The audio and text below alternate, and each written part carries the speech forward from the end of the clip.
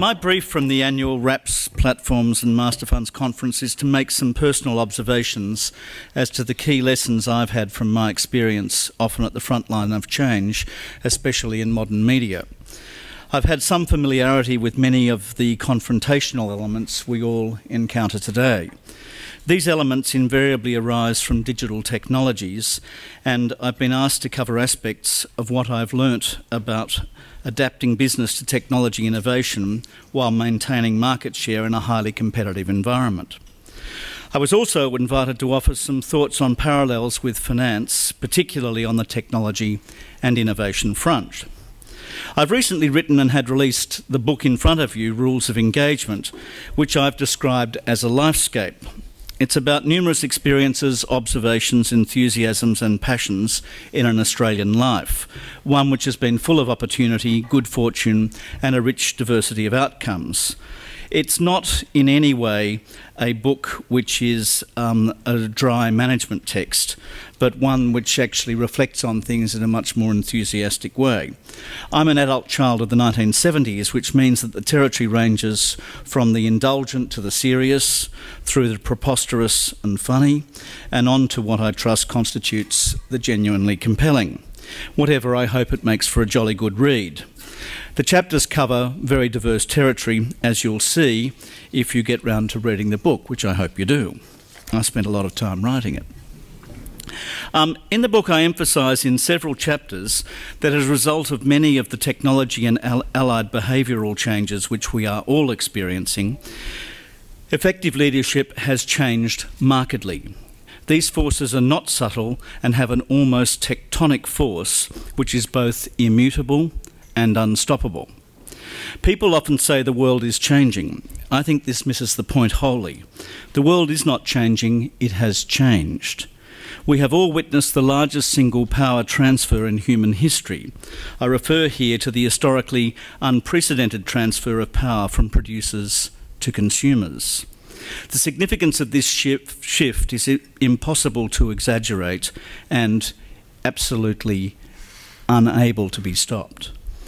Those who ignore the essential elements of that change, where consumers are now genuinely in charge, are destined to perform less well and often will fail.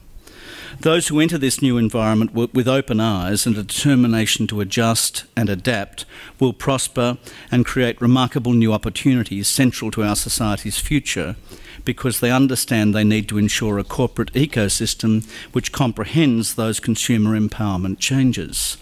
And they know they need to ensure the right cultural settings which will drive innovation. We all need to have our feet on the ground and to be utterly realistic in recognising that these changes mean that standing still is no longer an option. Confronting these potent forces which drive disintermediation and commercial reconfiguration in traditional businesses is not easy. However, relevant responses and new product models are essential if one is to respond in ways which drive a sustainable, connected future.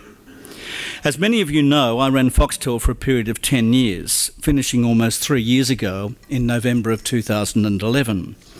In my period at FOXTEL, we really prided ourselves at being better than most in the way we recognised the Herculean forces with which we were dealing, accepting that we were required to respond to this substantial change which has presented consumers with unprecedented options and remarkable tools to explore them.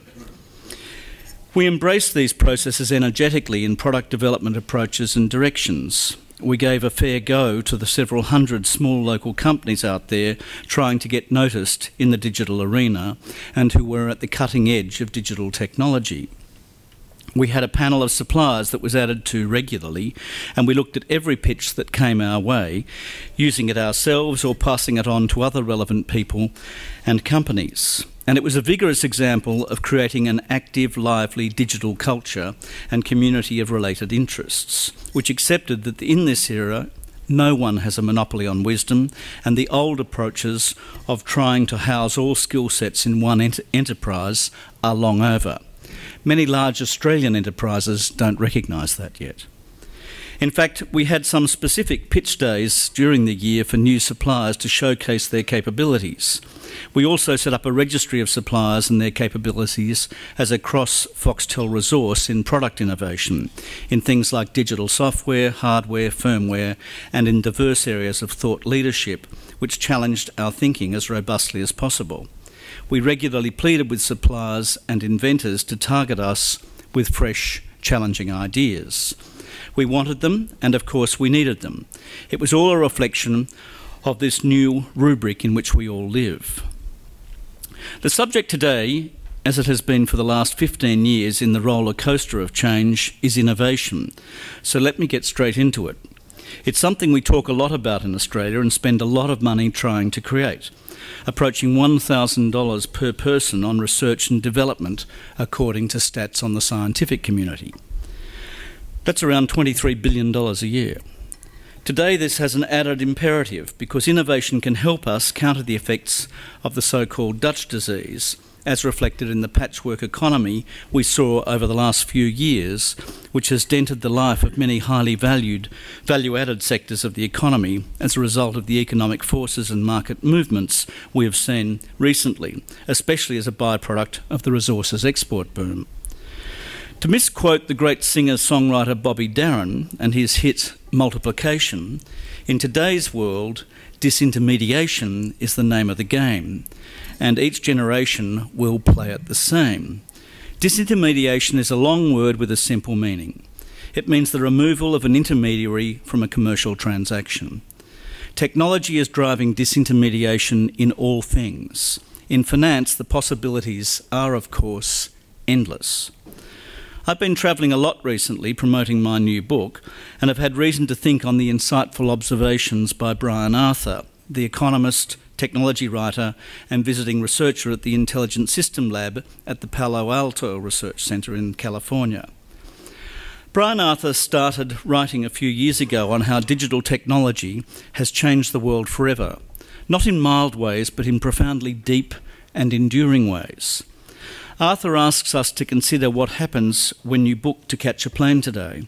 He points out that from the moment you stick your frequent flyer card into that gleaming machine to get your ticket, you are starting a huge conversation conducted entirely among machines.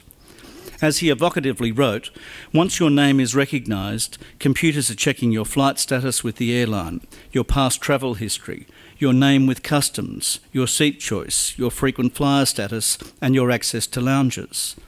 This unseen underground conversation is happening at light speed among multiple servers talking to other servers, talking to satellites that are talking to computers and checking with passport control, with foreign immigration and with ongoing connecting flights.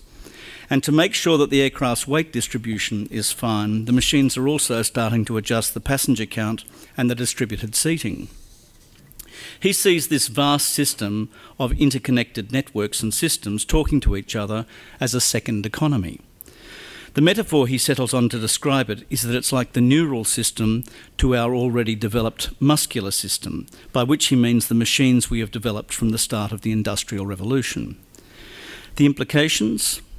The second economy has already powered the physical economy. It's contributed massively to productivity growth since the mid-1990s, but it will go much, much further. The second economy is growing quickly and will overtake the size of the physical economy sometime in the next couple of decades, and probably much sooner.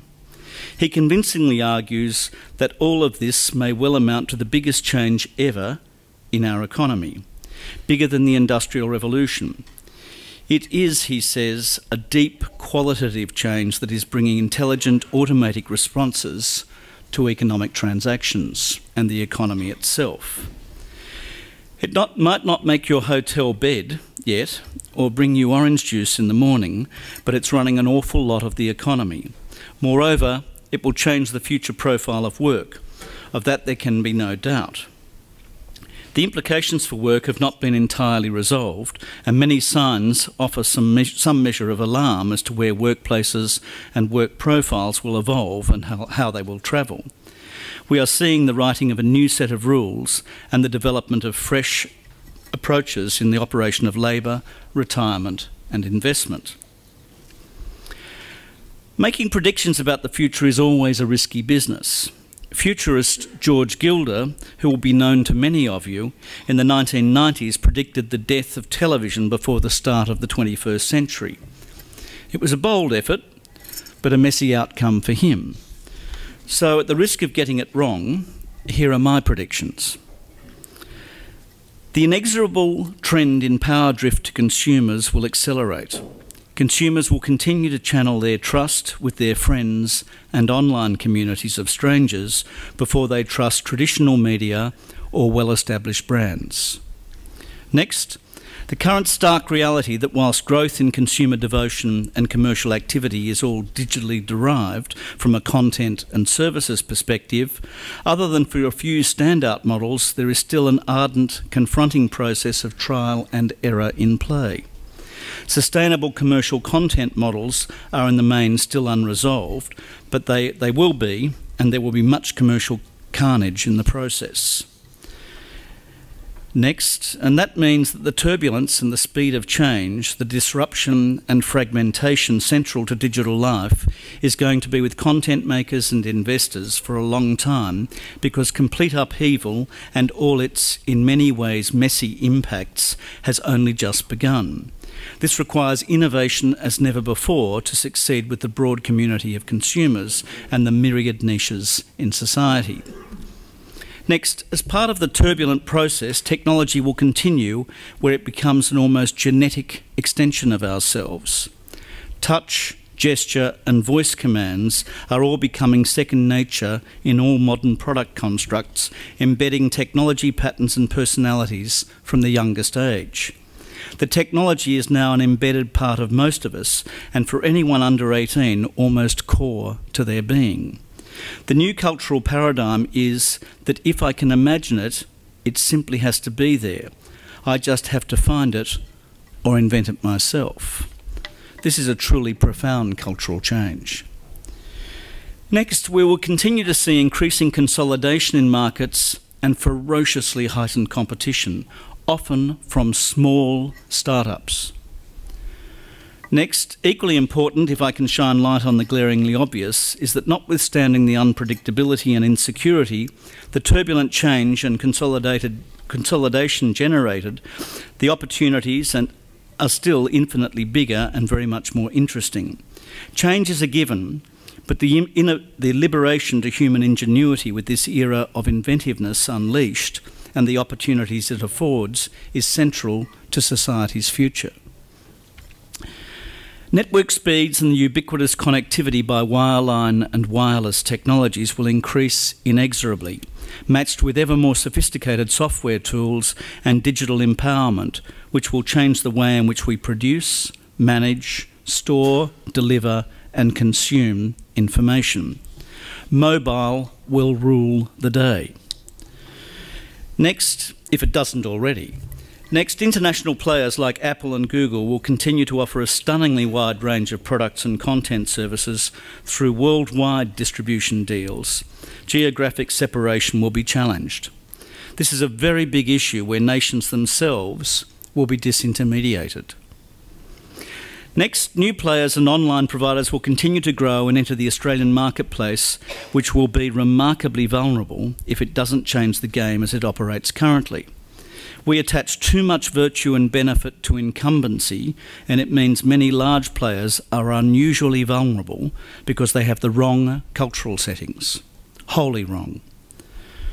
Next, consumers will not only continue to want to watch what they want, when they want, over a device of their own choice, but they will, in future, demand it as a right.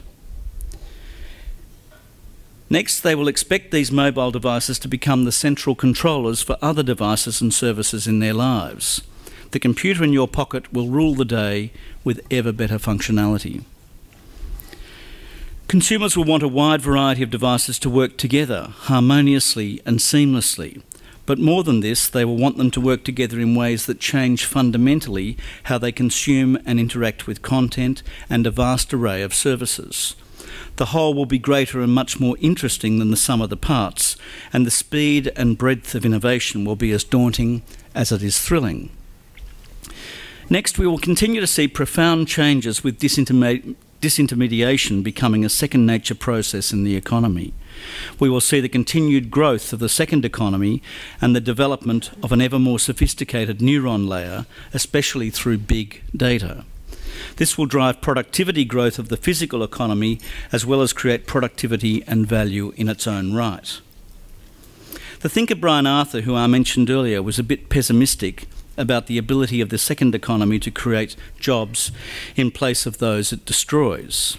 I'm not so sure that is right, provided we have open minds as to what humans do well as compared to that which is managed in an autonomous technology fashion. Direct human services will grow exponentially, particularly in health, age, fitness and personal care. Personalised medicine and genomics, for example, will be matter-of-fact realities. Absolutely matter-of-fact, with savings and new products that will amount to billions and billions and billions of dollars in the Australian economy alone. In fact, the impact of genomics over the next 10 years in the annualised cost of Australian healthcare is estimated to have a savings value of at least $16 billion annually.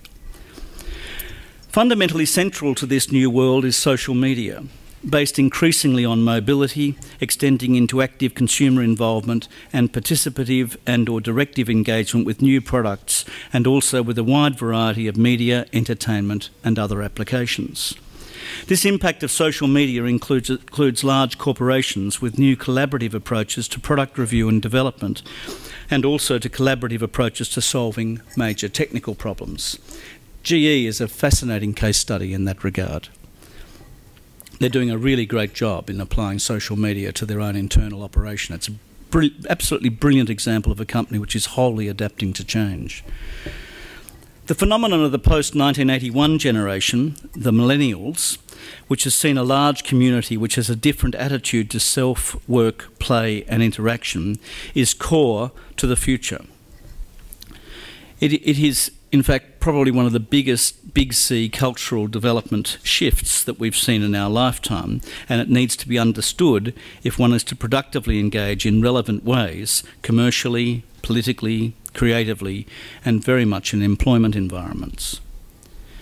Next, we'll also continue to see changes from these various forces in our political systems and the way we relate to each other as fellow citizens. But who knows where this will take us all culturally? It will be a fascinating ride with one consistent theme. Change and the need to adapt radically will be never-ending. So let me turn from those observations of what I regard as being pretty secure social inevitabilities to the processes which command our attention in the current era and the lessons or themes I would observe as being central to the experience of it and the phenomenon of what I would term the new normal. Many of these themes are reflected in parts of the commentary contained within the Rules of Engagement book you have before you. This period of fundamental business and consumer change will be with us evermore. The notion of periods of stability and static movement with modest incremental change have gone, and people need to get over it. They've vanished. The evidence of this fundamental business and consumer revolution is everywhere.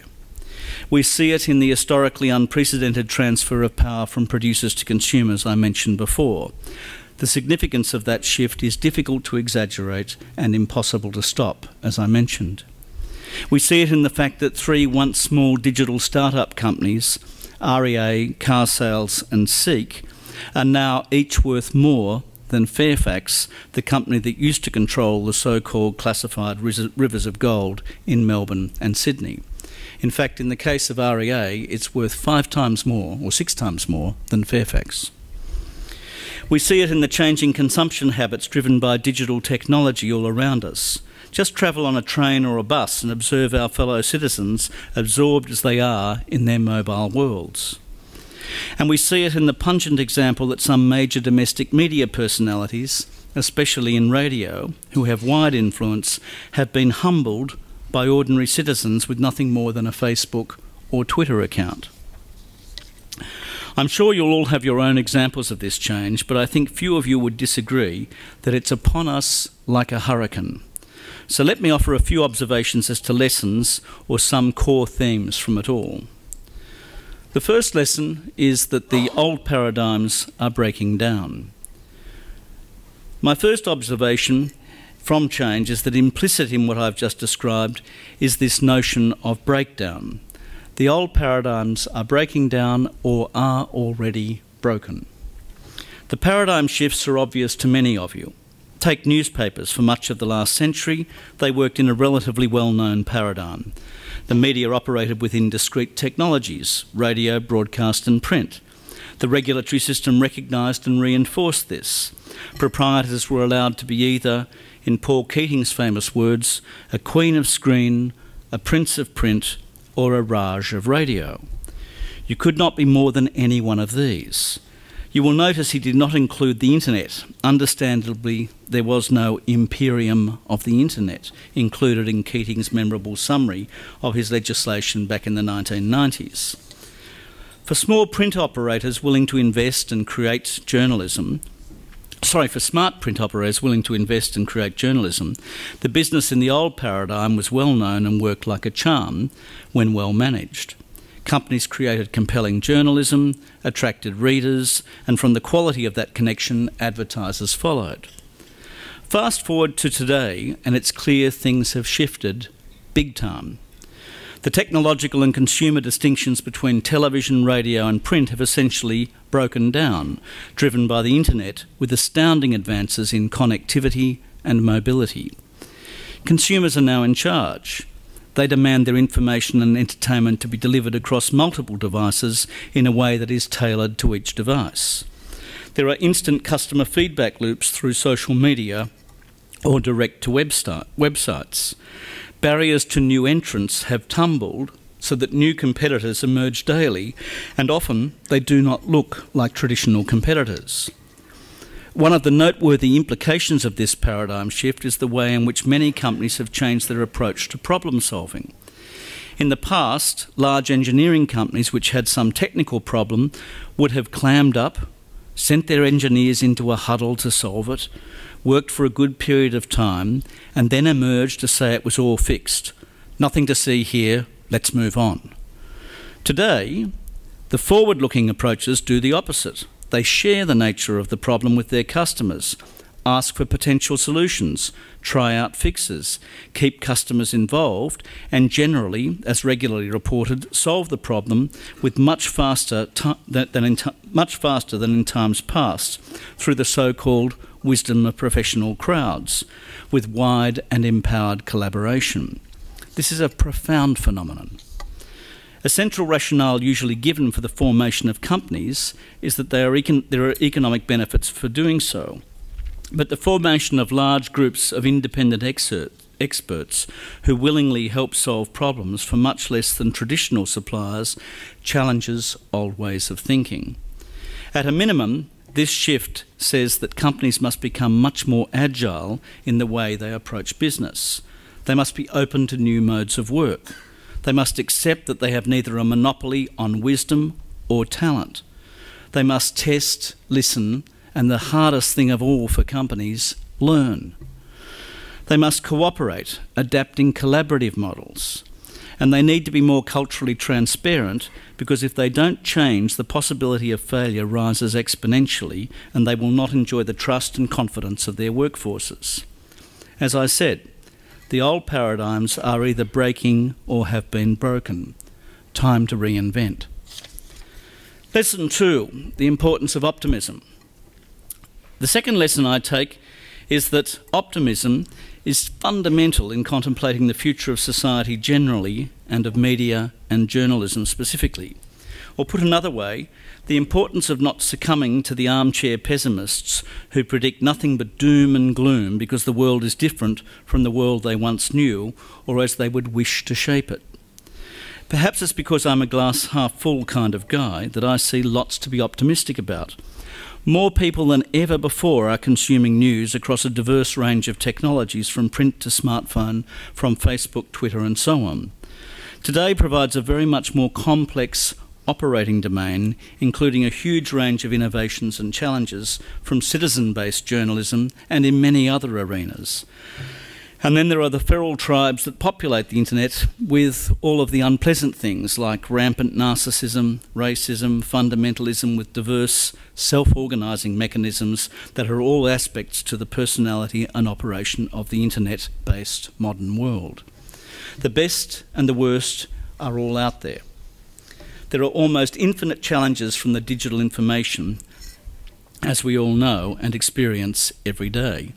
But above all, opportunities have been liberated as never before. We continue to see great journalism, of which there are thousands of examples annually, and that also causes me to be essentially optimistic. Frankly, competitive threats are effective drivers of innovation and resourcefulness.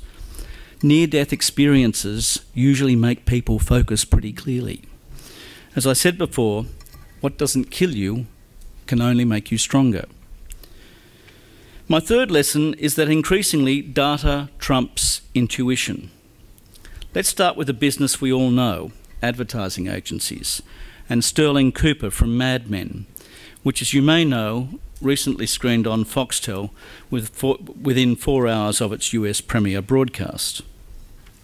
Going back to Series 6, we reached 1968. You may have noticed, for those of you who saw it, that no one yet had a mobile device, the first having been invented in 1973. And no PCs appeared on anyone's desks yet. They followed in 1977. There's not even a mainframe computer in the basement crunching the numbers on who likes Hershey bars. In the absence of data, the Sterling Cooper agency relies heavily on one thing: Don Draper's increasingly shaky consumer intuition, lubricated by a daily bottle of Canadian Club. We can already see that he's on a downward slope. But imagine if the series continued to 2013. It's certain Don's intuition would be replaced by forensically insightful data produced by statisticians, likely 20-somethings wearing flat caps and sporting impressive Ned Kelly-style beards. The advances in analysis by statisticians in recent times have been astounding. Developments in data collection, storage, analysis, collectively known as big data, are transforming business and consumer horizons. I'm sure many examples come to your minds, but I'd like to highlight some. Of all the thousands of examples with Google, this is a particularly apposite one. Google can predict flu trends within a one-day lag based purely on search terms. And that's between 1 and 2 weeks faster than anyone in the public health authorities has ever been able to do before. Another example which I find particularly instructive is from one of the major financial institutions. People who initiate a phone call to a bank to talk about a missed mortgage payment are incredibly low risk for default, which was an insight driven entirely from close examination of data. The sort of thing you only discover with an open mind and a commitment to learn from objective settings. I know that some see these sorts of developments as a little unnerving, and that one can construct bleak dystopian visions from it all. But big data is very much with us, and provided we get privacy settings right, and Australia has some of the strongest in the world, as I'm sure many of you know, I see it as a force entirely for good. Across a wide range of sectors, from medicine through to business, big data is liberating innovation, insights, collaboration, and fast resolution of fresh solutions or inventions in quite amazing ways. My fourth lesson is allied with the third. You must follow the trend line and not just the headline. This may sound strange coming from a former CEO of a media company, where great headlines naturally play a central role in digital, print and broadcast products. A great headline can brilliantly capture the essence of a story, enticing consumer engagement immediately. But the trend lines are also vitally, indeed I would say even more, important. I'm thinking, for instance, about Nate Silver. You've probably all heard of him. He wrote a terrific book called Signal to Noise. He's the guy who predicted the outcome in 49 states in the 2008 US presidential election. For the political tragics in the room like me, the only state he missed was Indiana. And in 2012, for the presidential election, he correctly predicted the outcome in all 50 states, beating a huge number of professional political pundits, especially those who were driven more from partisan perspectives than analytical rigour. He did it by rejecting the notion of intuition, gut feel and political partisanship and replacing it with hard analysis of huge data sets on actual voting intentions. He applied informed, disciplined judgment to the data he was assessing, being concerned to follow the data trend lines. All of what I've just described has profound implications for media and information services, especially, but obviously particularly in finance.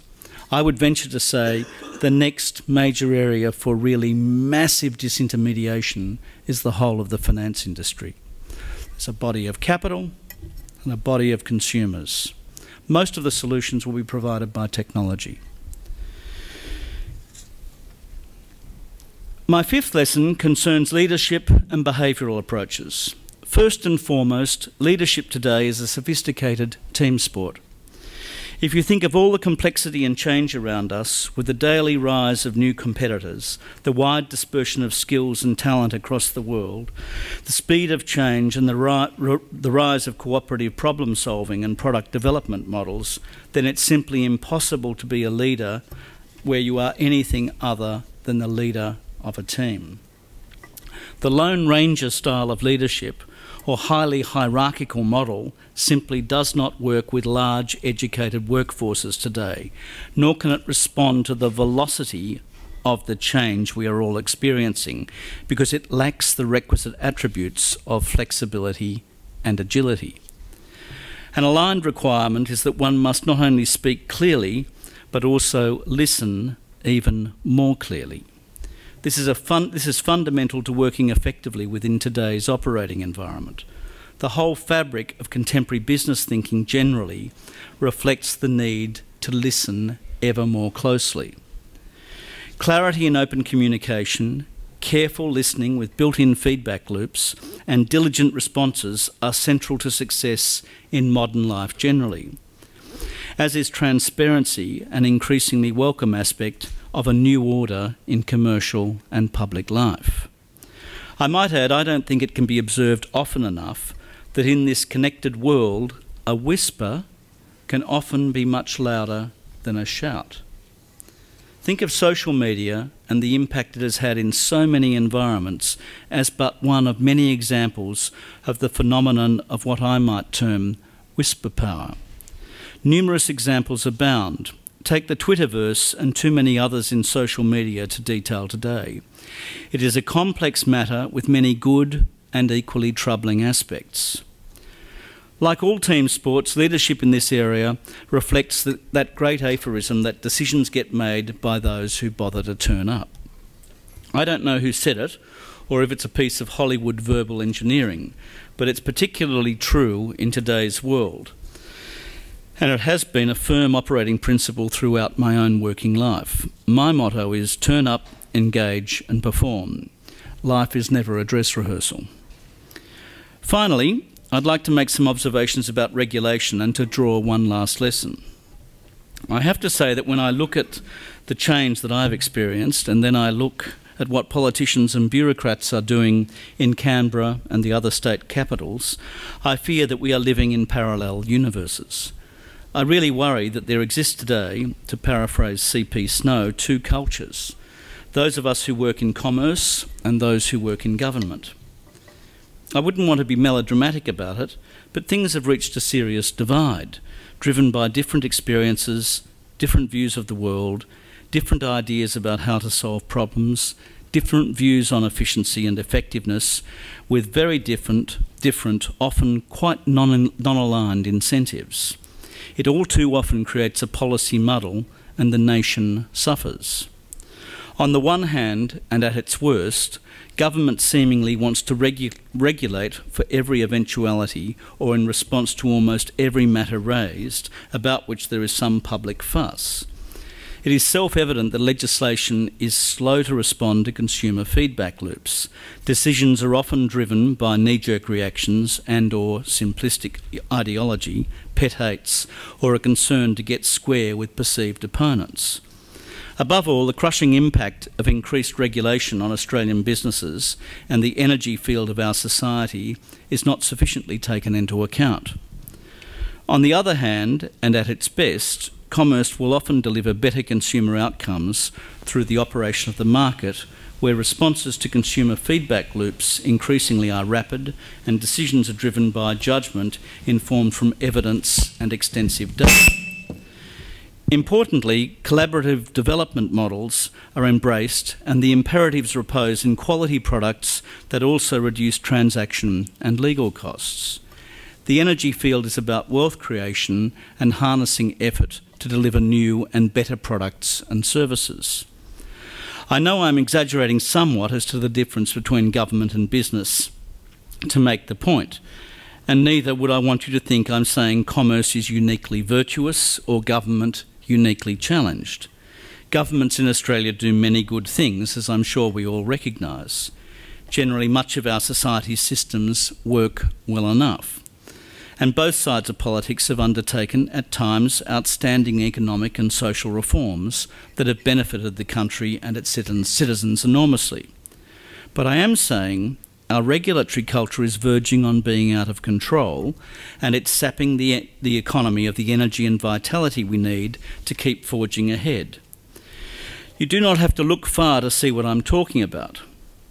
The Business Council of Australia's analysis shows that in 2011, the federal government introduced over 7,000 pages of new legislation, an increase of over 1,000 pages annually over each of the last 10 years before that.